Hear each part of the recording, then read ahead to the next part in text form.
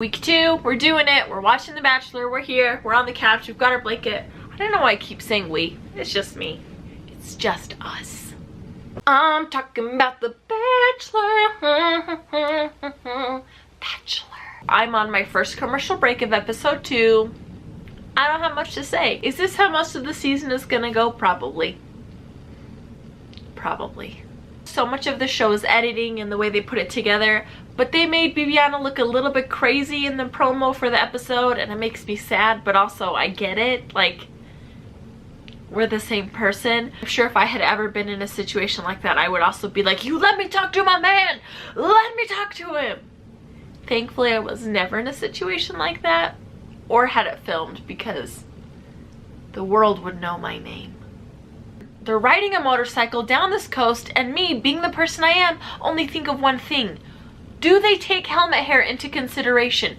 Is there a mini glam squad on scene, on set, to help take care of makeup and hair? Because they look perfect on screen all the time. I don't believe that Arie's little faux hawk thing stays like that after being crushed in a helmet, and I can't believe Bekah's hair wasn't a little tousled. She probably had to, you know, that means curl it. I forgot what the word for curl was. I'm just gonna come out and say it. Does Rachel Zoe owe someone a huge favor? Is she related to one of the crew members? Why is she on this show? Rachel Zoe was there with a cart full of clothes, sparkly gowns, all these fancy things. But did you see her face when she walked in? She was like, I'm Rachel Zoe. Why am I here? Your eyes are really pretty. So are yours. No, yours. When they started their date, there was a room full of lobster and crab. I did not see anyone eat lobster and crab. Do you know how delicious that is? Do you know how expensive that is? Tell me someone is eating them. Tell me at least the crew after they take down set. Tell me someone is eating the lobster and crab. Because right now, I'm watching them hug over their dinner plates and no one has touched a single thing. The rice is piled high. It's a fish. I don't know what the protein is, but none of it's been touched. Why do they even set food up? Why would you set food up just for show? Not even for a reason. I don't understand. Please, ABC, send me the lobster. I'll eat it. I'll eat the lobster. I'll melt my own butter. It was so much lobster. No one's gonna eat that salami on the plane. The show is too much for me. Literally just the food parts. Salami is so good. How do you say no to cured meats? Have you ever watched family videos with someone else? Like a friend or a boyfriend or a spouse? Have you ever watched your family videos with someone else and you are having the best time? You're laughing your face off. You're like, oh, I can't believe I peed in the ocean. You know, just things like that. But then the person you're watching with is enjoying, but not to the extent you are enjoying it. Do you think that's how that date went? I think that's how that date went. Like, super fun for Arie. He's laughing his face off. Crystal's like, you're so cute. I cannot handle Bekah's voice. I cannot handle it. It is so breathy. She makes everything longer. Let me tell you about me. Let me tell you about me. Let me tell you about me. It's like she does a fade on her own word. Me. Do you hear that? Do you hear how it just tapers off at the end? Do you think Crystal is getting whiplash from all the hair flicking she's doing? Oh, you want to hear about me? Oh. If Crystal and Arie end up together and they have babies, I feel bad for their voices. Crystal was telling her story and then I felt bad for not liking her voice because it's a really sad story, but then she does this breathing that she makes a lot of noises when she breathes, and it's too much. It's taken away all the good feelings I had for her, so I just don't think you should like moan while you breathe. I don't. ABC is taking it too far with this flashback to Annalise in the bumper cars as a child. Did you not have enough footage that you needed to create your own throwback for her traumatizing childhood story? What?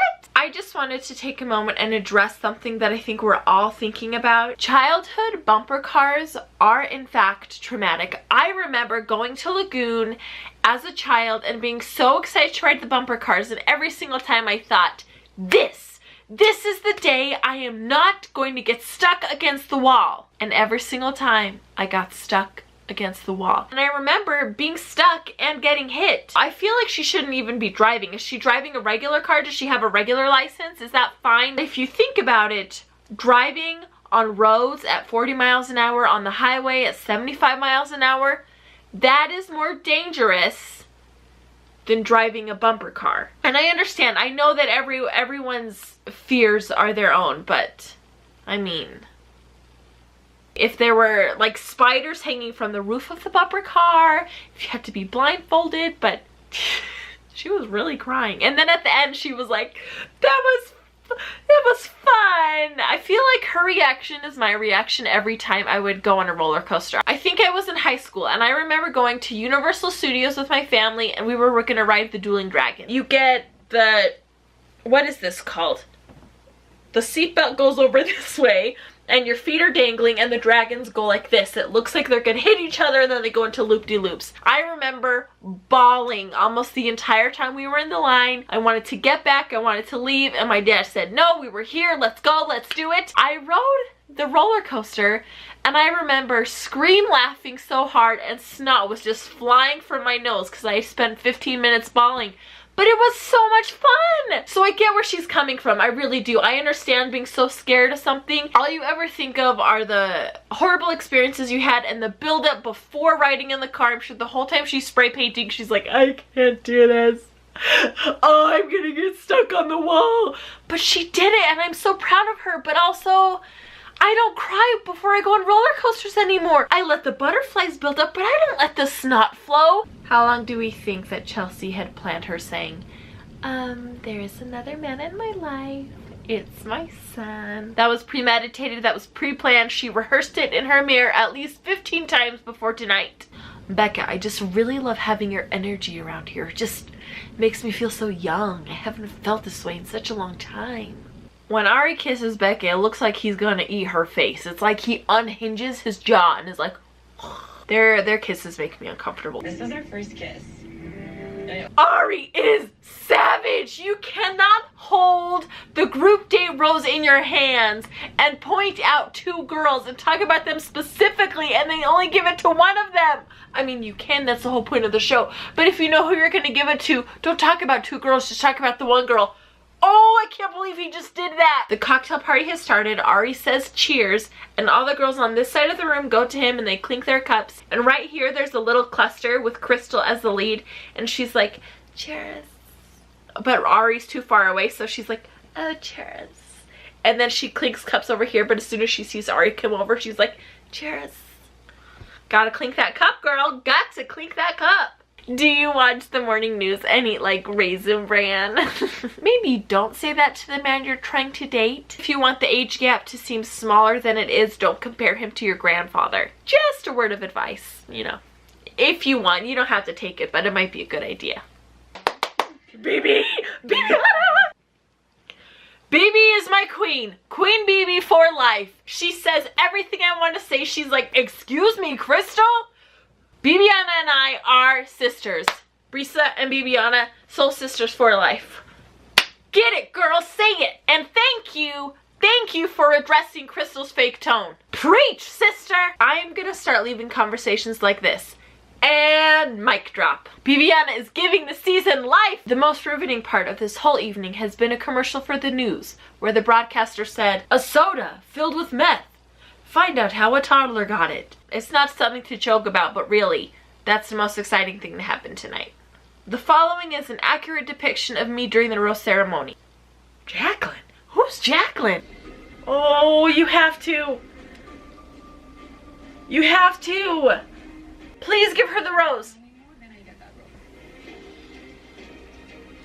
Oh, please. Yes! Yes, yes, yes! Oh, thank you! Oh, my heart is pounding so hard. I got broken up with for the first time. I'm shocked. How are you, what is she, 26 years old? How are you 26 years old and this is the very first time in your life you have ever been dumped? I don't understand. I'm sorry that the first time you were dumped was when a man was dating 25 other women at the same time. I don't understand how you've never been dumped. I was dumped multiple times. It's like a rite of passage in this world today. How have you never been dumped? Ever. In all of your life. My favorite part of the dumpage though was her being sad she was leaving her friends more than she was leaving Arie. Arie, I know this is only the second time we've spoken, but this is my pickled bat. Would you like to take a look? I collect taxidermy. Shall we discuss favorites? Because I like discussing favorites. I really like Bekah K. I think she was the one who had him propose to her on the first night, right? Correct me if I'm wrong, I don't remember. I like her vibe. She seems very chill, very down to earth. I really like her. If it wasn't obvious in the whole segment I had where I was bowing to her and cheering her on, Bibiana is my favorite. We are very similar in nature. I feel like if I had ever been on that show, that's exactly how I would be. Just, I mean, maybe a little more timid, but I don't know.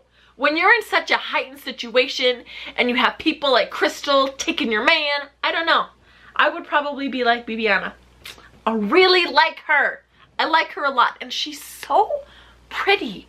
She's always glowing and her hair looks good. She's had her hair up and down and curled and straight several different ways, and she looks amazing every time. I am rooting for her. I don't think she'll make it all the way to the end, but I'm really hoping that she does because I really, really, really like her. I also really like Tia. I don't know if it's because they have to censor her every other word, but I like her accent. I like her vibe. I just like her. Now we're talking about the people I dislike the most. And it's not 1, 2, and 3. It's tied at 2. Crystal and Chelsea. I do not like them. I would like them both to go home. Okay, we have to focus on one at a time or else I'll group them together even though they're basically the same evil person. I don't like Crystal. I think she is fake. I think she sugarcoats every single thing. If this were Chopped, she would be described as cloyingly sweet. It's not a sweet in a good way. It's just, it's very fake to me. It seems like a veneer. I don't think she's sincere. I don't think she's there for the right reasons. I don't like her. That is all. Especially the way she just kept swooping in, swooping in, swooping in. Sometimes you need to learn when to just let your wings rest and stop swooping in. Number 2, who's really tied for number 1, Chelsea. Thankfully, we did not see her as much tonight, which I'm very grateful for, but I still don't like her. The times I did see her, I was like, ooh, why are you still here? We're gonna do the same thing we did last week. Go in the comments, tell me who your favorites are, tell me who the villains are, and let's have a little chat. Okay? Sound good? Good. Thank you for watching this week's episode of Batch Bash, where we watch The Bachelor and talk about everything we hate about it. We will see you next week as we discuss another riveting episode of Arie, the Bachelor, Finding Love.